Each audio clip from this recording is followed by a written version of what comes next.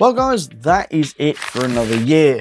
UK Games Expo is done and dusted. We are back home, we're back in the studio, and it's time to go through a little bit of a reflection period of the show this year by showing you some of the games that we've picked up. We'll have like a few little vloggy type bits. I expect this to be a somewhat medium to longer video, so if there's certain things you want to check out, just check in the description for the timestamps to skip to those sections. But let's hit the intro music and start with a little look at each of our personal game hauls from the show.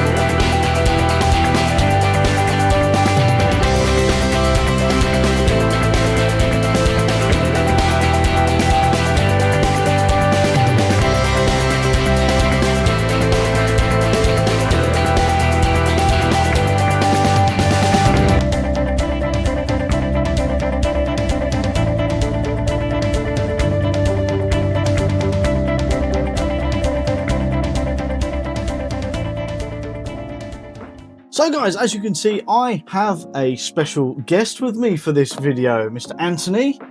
How are you doing, sir? Good, sir. How are you? I'm good. So yeah, I think we should just dive in, really. I have to get a picture of mine up to remind myself what I actually got. So, yeah. One of the ones I wanted to highlight that I managed to get hold of was my own copy of 10B. Yes. So you were actually... There was 2 games in your list that you had to queue up for, essentially. Yeah.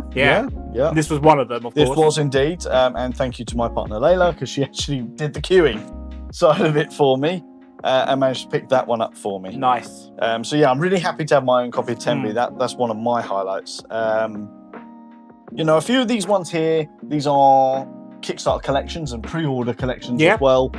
So Jackpot from Drander Games was one of my Kickstarter collections. Because we did the press event and I was like, I like the look of this game. You're like, I've got it, Ant. I've got it. I was like, wow, you've obviously been like looking this up more than I have recently. So. Oh yes. Fetching Feathers and Dot, they were also Kickstarter collections for me. And the pre-order that I did was Foxglove Farm. Oh, okay, yes. So I've covered a few of those quite quickly. Yes, and we played that a few weeks beforehand, didn't we? We did, so yeah, we did. So I've covered a few of those very quickly because I can't really put them as highlights because I already knew they were coming. Sure. So I guess the first one I want to highlight as I'm really excited to play is actually Railway Porters. Of course. Now this was one that I had to queue up for. Yep. And it was in high demand. Sashi. But I'm very happy to say I did manage to get a copy of that, as well as one of their other games, which was the Great Evening Banquet. I don't know much about I don't know about that one. So. I don't know much about that one, but I've heard good things, and I was like, well, I'm here. I might as well buy them. They're both brand new. Plus, you're a big fan of the company that makes them. I am. Their games are fantastic. But yeah, that's 2 of my games that I'm excited about. That I managed to pick up. What about yourself? So the first highlight I'm going to go with was a game by Ares Games, I want to call them. Was Viking Routes. Oh, yes. It was a Kickstarter, I believe, that came out at the end of last year. I knew nothing about it, and I'm kind of going through a Viking phase at the moment. So I managed to demo this game, and it just has a great presence to it because it's like a 2-sided. It's got a map of the ocean, plus you've got your actual big boat here and everything. Sat down, demoed it. The mechanics I love to it. just struck me straight away because you're using magnets to try and change the position of your compass and stuff. Very thematic, very Nice. Good. I bought that instantly. So I think that's probably a very big highlight for me on that one. And the second highlight was I don't want to say I'm cheating on this, but I actually arranged with someone on Facebook to get this, and which was Eternal Decks. Oh yeah. And we got to play it, and like everyone and their mothers was asking, Oh yeah. where'd you get this from? Where is it? Where can I pick it up managed from? to complete an individual player turn without someone coming up and saying, where did you get it from? What stands it on? You was like, we needed to have a t-shirt. I said, we didn't get it here. Exactly. It was like, it's not available. I got so tired of going, I didn't get it from here. I got it from Facebook. So that was definitely two highlights. But again, that was my first time playing it. Had a good time playing it. So with that, excusing the interruptions and stuff. So excellent. No, it was really good. I really enjoyed Eternal Decks. I can't wait to play it a bit more.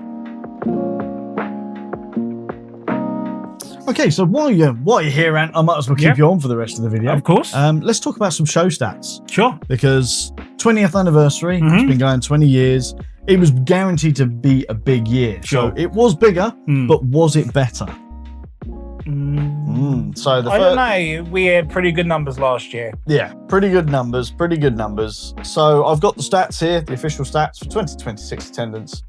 Total attendees, this is entries into the hall, 87,837 people.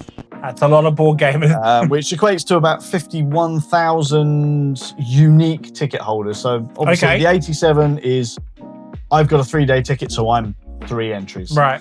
But yeah, 51,000, just over 51,000 unique ticket sales. Wow. I mean, it's good. It's great. It's not S in numbers, but it's still pretty good. It's not. But the real question is, how well did they cope with that amount of people? How did you find the whole layout this year? Because we had more halls, more hall space. Yeah. How did you find it overall? I think the merchants' halls were designed a lot better. Yeah, it was all on one level. Exactly, all on one level, all spread out and everything, which was fantastic. I was very overwhelmed on the Friday when I first walked in. I think I spent a good 4 hours just in one hall because I was just trying to take it all in. Yep. But, I didn't feel like I was squishing through people or anything like that at all. I think the only downside for me on the design was probably the open table gaming hall. Yeah. I felt like there wasn't as many tables as there has been from previous years. But what about you, sir? How did you feel about it? So, I mean, first thing I want to mention is I think they've done a fantastic job with regards to the aisles. Like, they were much bigger this year. More space to move around. You weren't constantly shoulder to shoulder. If there was somebody standing at a stand here, someone standing at a stand here, there was more than just a single person's width. You had a good 6-7 people's depth between the stands. That was fantastic. And I really, really appreciate that. There was very few bits that I would say was anything different than that. There was a couple where it thinned down a little bit, but not too much. Yeah. So that was really, really good. That was a highlight for me. Definitely a big pro that they've done there. I would actually agree with you with regards to the open gaming. Yeah. Because we had a lot of tournaments there this year, was didn't a we? hell of a lot of tournament space sacrificed of that open gaming this year. And I think that was a bit of a downside for me because obviously open gaming was in Hall 1 this year. And another sort of thing I do want to highlight was actually Hall 4. Okay. There was a lot of wasted space at the back end of Hall 4. At the back end, yes. Where it was all closed off. And it's like, this is kind of the biggest hall you've got now for exhibitors, and you're only using 2/3 of it. Yeah, exactly. So that was a bit weird. So I guess the next logical thing to do, Ant, is to talk about our daily breakdown. Yeah. Because we're there from Thursday through to Sunday. We did. We do have stuff going on Expo-wise on the Thursday. So let's talk about the Thursday. Obviously, that's journey up day, hotel check-in day, and then, of course, the press event in the evening, as well as the awards ceremony. Awards, yes, exactly. So what were your thoughts about Thursday? Yeah, I mean, to be honest, I was expecting... Because we haven't travelled by car there for a long time. No. So the previous 2 years we had the train journey. Now this is by car. So me always expecting traffic jams or some sort of car accident or anything like that. So in all fairness, I think we had about a 20-minute traffic jam on M25 and smooth sailing from there. Which is a miracle, right? Yeah, the M25. Exactly. We met up with you guys. We got our tickets. The next minute it was awards. It just flowed like onto the next thing, onto the next thing, onto the next thing. Yeah. And I think Monday was pretty good. I wasn't too sure about the press event itself. I think I expected more new stuff there, or it's either a case of it's either there or then, or it's either there or not there for next year, if that makes sense. Yeah. Because you see a lot of stuff is like, oh, is it available now? Okay, yes, it is, but so many copies. But this year, a lot of it was like, it's not available. Yeah. It's not available, which I believe a lot of content creators was a bit miffed off about that. Yeah. So, but it still didn't taint my experience of it. I enjoyed the press event because it's our time without a massive crowd to see it before everyone else does, to a degree. I'm sure you'll get to that in a second. But yeah, Thursday was, like I said, smooth sailing, mate. Yeah, I mean, we were the same. Obviously, we went up a little bit, a fair few hours before you guys. We were actually there when you set off from here. So we had plain sailing as well, got checked in. Like you said, didn't really do much during the day. No. But then we went over, got the tickets, 4:00. The award ceremony that we attend is at 5:00. And then literally the press event is almost immediately afterwards when they open the gaming halls. Now, award ceremony was fine. It is what it is. I've got my own reservations on that. It is becoming one of those things of, why am I here? Yeah. Because they announced the awards, who's won the awards 2-3 weeks before the show. And you end up just feeling you're just there to, clap as people receive their awards and things like that. And it's just sort of like, it's cool, it's nice. I don't know if I need to be doing this every single year. And it's very short. It's literally just the awards and done. Yeah. So it's bish bash bosh, get it out of the way, and then straight into the press event, which for me this year was probably the biggest downer. Okay, on the show, because I don't think it was well done. It was lovely that it was bigger, because it was huge this year, and I really liked that. But they weren't checking who was press and who wasn't. So at which point is it a press event? Yeah, because it was in the everyone was open gaming hall as well as okay. They sort of opened the open gaming hall. We're checking people's tickets as we're going in, because going into the open gaming. But then there was nothing to stop anybody and their mother going in.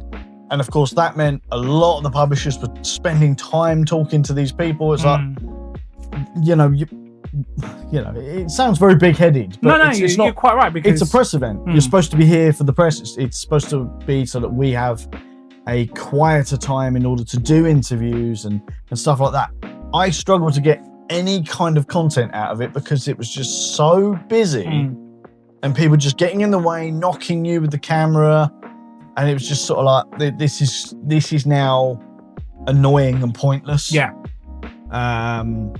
This year, though, I did stay right to the end of it, pretty much, because there was so much there to see. But did I manage to get what I needed out of it? No, I did not. So, UKGE, please put some people checking press passes on every entry into the press preview. Yeah. It needs to happen, otherwise it is pointless. Because, basically people can just come in and see the games that they want to see on a Thursday night. So bit of a downer to end that one, but I apologise, but did kind of grind my gears. But anyway, Friday is the first official day of the Expo. How did you find the Friday? There's a lot. There was just a lot. I mean, like I said, we walked into hall 3. I think we went into 3 first, and like I said, it was so much bigger and well laid out. Like, I spent ages in there. And the problem is, Friday for us is sort of like our buying day in a way. Yeah. Well, how we planned it. And how we planned it is like, you guys were even betting on how much money I would spend that day. Yeah. As would be. Yeah, exactly. So the problem is that we had a hotel now that wasn't so close to the NEC as it was before, so we had to pace ourselves with carrying stuff and whatnot. But I loved Friday. Friday was like, it was good to see all the content creators we saw from last year, and I saw some new ones that I've been chatting with recently. Because I was recently added to the the UKGE chat, so it was nice to see some new faces as well. But yeah, Friday was a lot. By Friday evening, I was knackered, but I wanted to still play games at the same time. It's just. What about yourself? So, how did you find it? Yeah, Friday was so much busier this year than any other year I would say that I've experienced so far. It was bordering on Saturday busy, but then Saturday came, and we'll talk about it in a minute. But my God, that was unbearably busy. Pros. The aircon was turned on and it worked well. It did. On the My Thursday. Goodness, yeah. I mean, I was freezing at some point. Yeah, like later on in the evening on the Friday, it started to get actually quite cold. I loved it. I love the cold. But talk about it a bit more in a minute. But yeah, aircon was good on the Friday. Lots of people, busy stands, lots of games selling out. Publishers were great. I spent a good time talking to a lot of the publishers on that day. As well as getting my shopping done. Yeah, absolutely. But yeah, it was good. It was a knackering day, but we did manage to get some games in the evening, which was fantastic. So Saturday, day number 2. Any highlights or anything from that? I mean, I'm happy to jump in quickly because mine's nice and quick. You go first. I went in the halls for a whopping 45 minutes in the morning, and then I sat in the open gaming for the rest of the day. It was way too busy, way too hot, because it would appear that where people complained about how cold it got in the gaming hall on the Friday evening, they had turned the aircon off on the Saturday. That's how it appeared. I don't know if that's what actually happened, but my God, it was roasting. So 45 minutes in the halls, that was more than enough for me. I was in gaming for the rest of the day, gaming my life away. What about you, sir? No, pretty much the same. I probably was a little bit more in the halls than you was, but it was a case of back in there for little bits, then gaming the majority of it, which is where we played most of our games for the day before. Yep. Like we did like Flip Tunes and Hummingbirds. We did Hummingbirds, there's the flower game that Steve bought. Yeah, it's called Before the Rain or something. I got that one. Yeah, you got that one as well. Before the Rain. We did the new Pac-Man game. Tembe was on that day as well. Yep. We played Excalibur, which wasn't bought there; it was brought with us. We played loads that day. We did. So it was a case of like when we were have a break from game, we would go back in the hall for a little bit, do a little bit more shopping and stuff. It was just a constant back and forth for Saturday. We kind of broke tradition Saturday night. We normally stay in the gaming hall till it closes, but we actually went back to our hotel and played Market Fresh. We did, yes. Which was actually not a bad game, to be honest. Production quality is fantastic. For the price you pay for it, absolutely. We also did the Bastion Indie Games Market, which is their very first one. You're right, yes. That they've done. How did you find that? Because that's something unique and new for you, right? Yeah, I mean, it was just, it's okay. There was a couple that I was interested in, but they again, they were only through their Kickstarter and stuff. Of course. A couple of them obviously had their stuff there and there, but I think the one I was probably interested in was like, come back later if it's going on Kickstarter. So but it's nice to get independent people out there and their games out, and stuff. And there was a lot of people queuing for it as well. I think that's going to come back, and I think that's going to come back. And it should. Bigger. Yeah. And it needs to. Yeah. Because it was incredibly busy. Queue to get in it was massive. And no aircon. It was small little room. Very small little room. Some really good games in there. I didn't, unfortunately, pick any up there. However, I've got a few business cards that I will be following up. Nice. Especially for Brink. That's the one I was really interested in. That was interesting. I hope that comes back, and I hope it comes back bigger and better. Yes. So I guess the final day, Sunday, we usually head off quite early on a Sunday. We do. If we get in the train, we tend to get the earlier train. Even if we're driving, we tend to leave earlier. Yeah. This time we were there till not the end, but we were there past when the exhibition halls closed. Exhibition will definitely close, yeah. So how did you find Sunday? Sunday was fine. The highlight for me was seeing Good Games Publishing. Of course, yeah. Our good friends from 2 years ago, who wasn't there last year, obviously, but we saw the director of it, Kim, his name is. Yep. And he recognised us, which was, thumbs up for us. He'd obviously seen our previous reviews from their previous games and stuff. We got to demo Winds of Numasera. Yep. Which looks intimidating, but it's actually a cracking game. It is. I really likes that. It's going to be a long slog if you actually get to play the full extent of the game, but it looks like it's worth it, to be honest. Yeah, it looks a lot of fun. So they had quite a few new games. I'll splice in the little bits talk of that we did stuff, with him in a minute.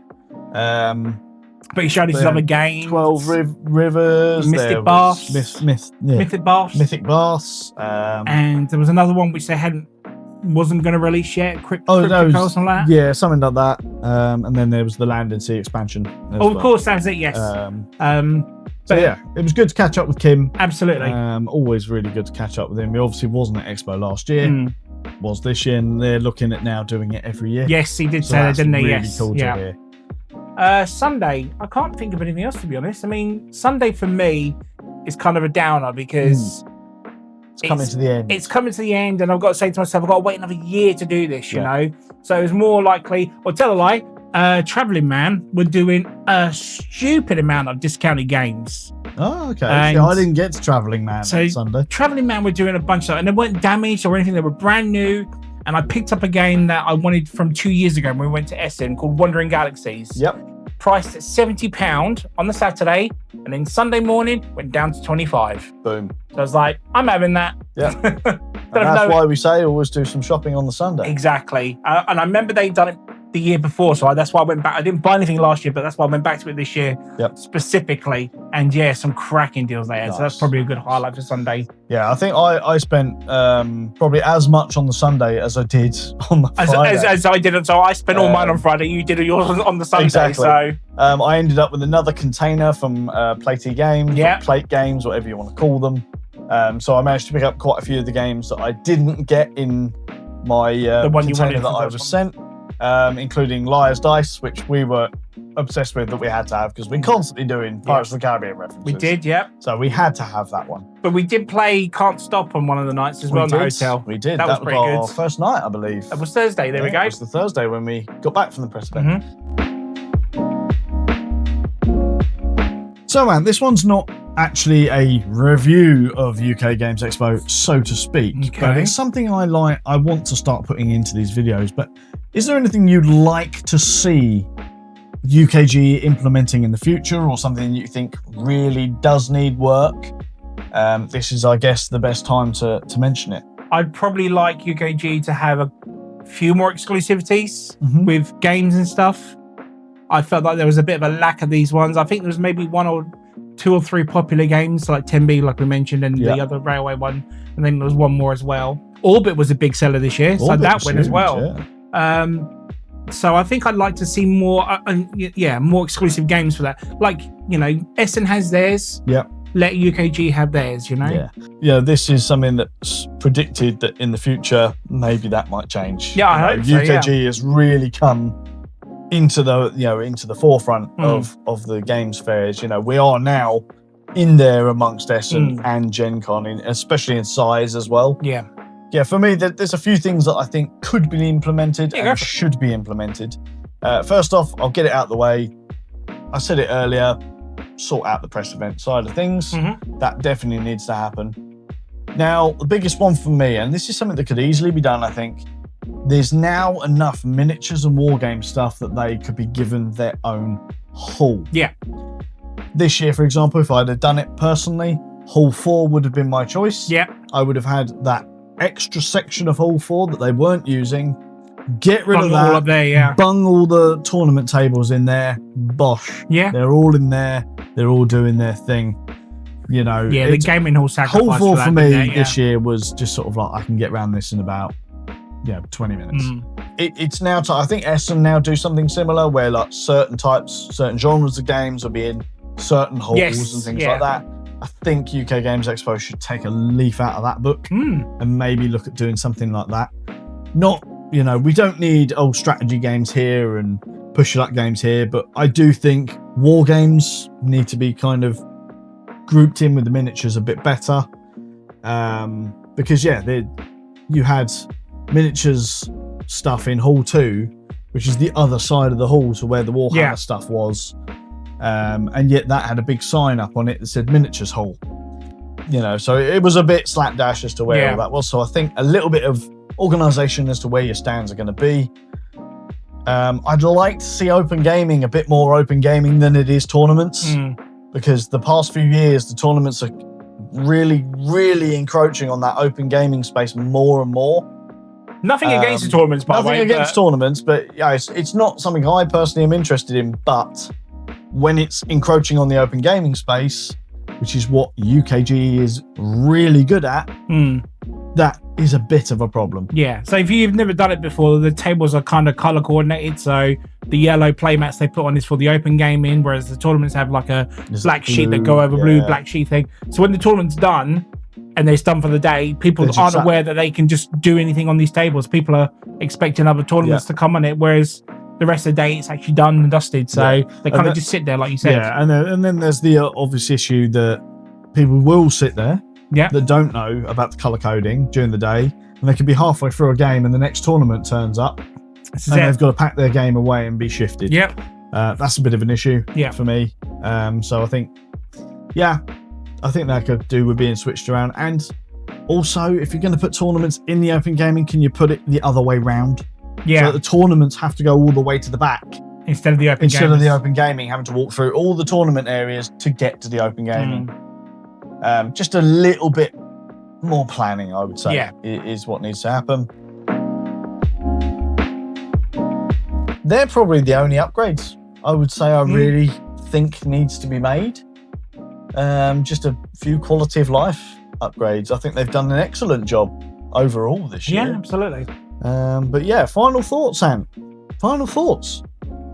I mean, it's the time of year I love. I did enjoy myself. I think I had a better experience than we did last year. Nothing against last year, but I think we planned it out better this year than we did, considering, like I said, our hotel was further away and stuff. But yeah, I absolutely loved it. I enjoyed it as always. I spent loads. I played loads, demoed loads, met loads of content creators as well.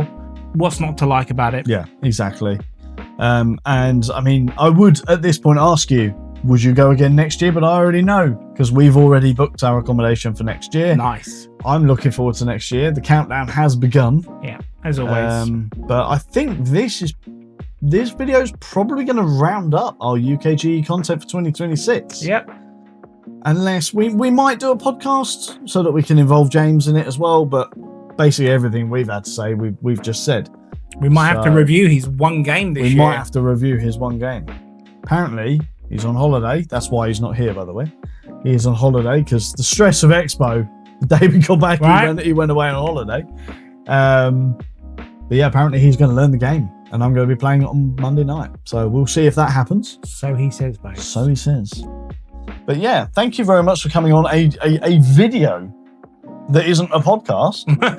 Maybe we'll make that something somewhat more regular, but we'll see. We'll see.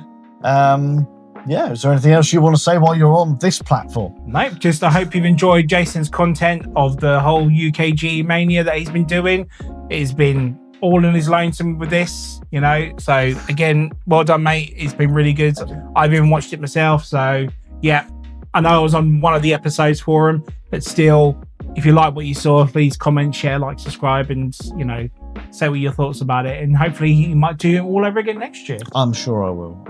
And I do just personally want to add thank you to all of those that came up and saw me at the show. There was so many of you this year. I always forget to get photos with you guys. He's too busy handing out pin badges. Exactly. And yeah, we nearly ran out of pin badges this year. Yeah.